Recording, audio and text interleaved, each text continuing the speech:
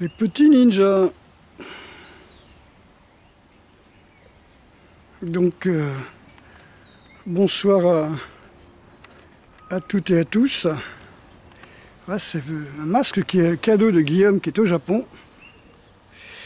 Donc merci à ceux qui m'ont fait des cadeaux, merci à ceux qui m'ont envoyé un livre, je crois que c'est Asen. Merci beaucoup. Et c'est bien de se rappeler qu'on est Noël.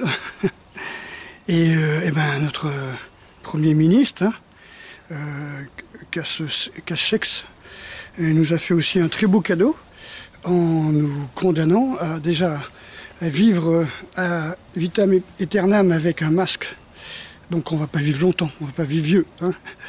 Et puis surtout à faire voter, à vouloir faire voter. Donc c'est comme tout. Hein.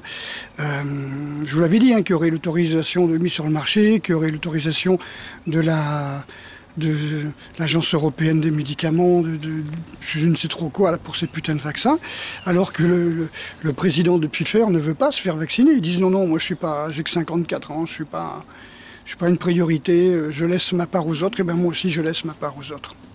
Donc notre ami Castex, évidemment vous êtes au courant, hein, c'est affolant, j'ai pas voulu réagir à chaud encore une fois, qui nous sort que, en fin de compte, voilà, on ne pourra pas prendre le véhicule que l'on veut, on ne pourra pas aller travailler, on ne pourra pas aller où l'on veut, on ne pourra pas choisir quand on bouge,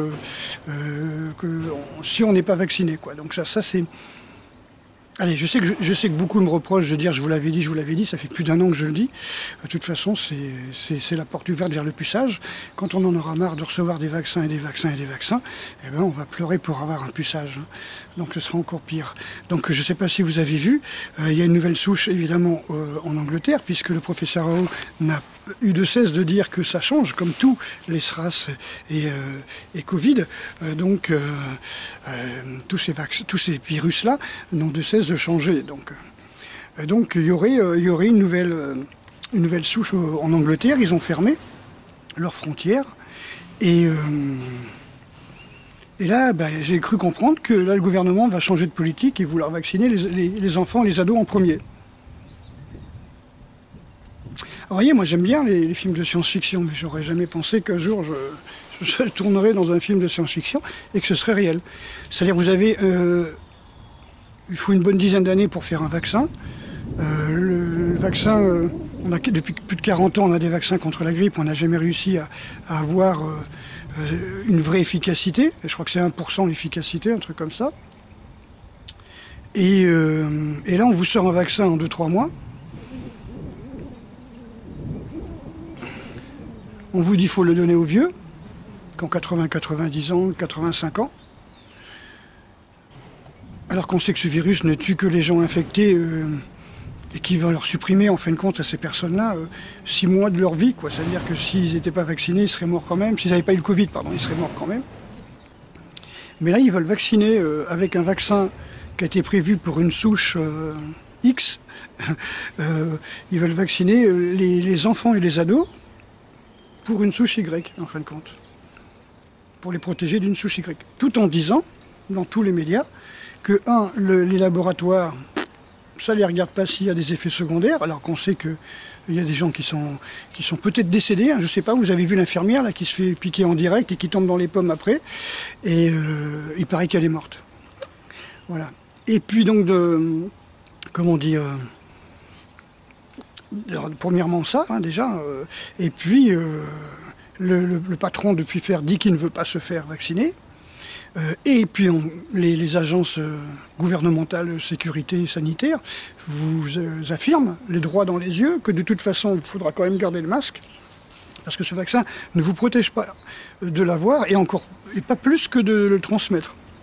Alors pourquoi faire un vaccin? Vous voyez, pourquoi faire un vaccin si déjà c'est comme le masque, vous voyez, vous avez le masque, ça ne vous empêche pas de le choper, mais ça vous empêche de postillonner sur les gens. Ok, le vaccin, lui, il ne vous empêchera pas de le transmettre et il ne vous empêchera pas de l'avoir. Éventuellement, comme dit, je ne sais plus si c'est Véron ou Castex, ça vous empêchera de mourir. Si vous avez le Covid, ils ne vont pas nous empêcher de mourir, quoi. Je veux dire, on va tous mourir de toute façon, quoi qu'il arrive. Donc voilà, il fallait placer le mot mort dans son discours, vous voyez. Voilà ce que je voulais dire. Et encore une fois, j'ai pas voulu me mettre en colère et faire une vidéo hier soir à chaud. Voilà, j'ai partagé les infos.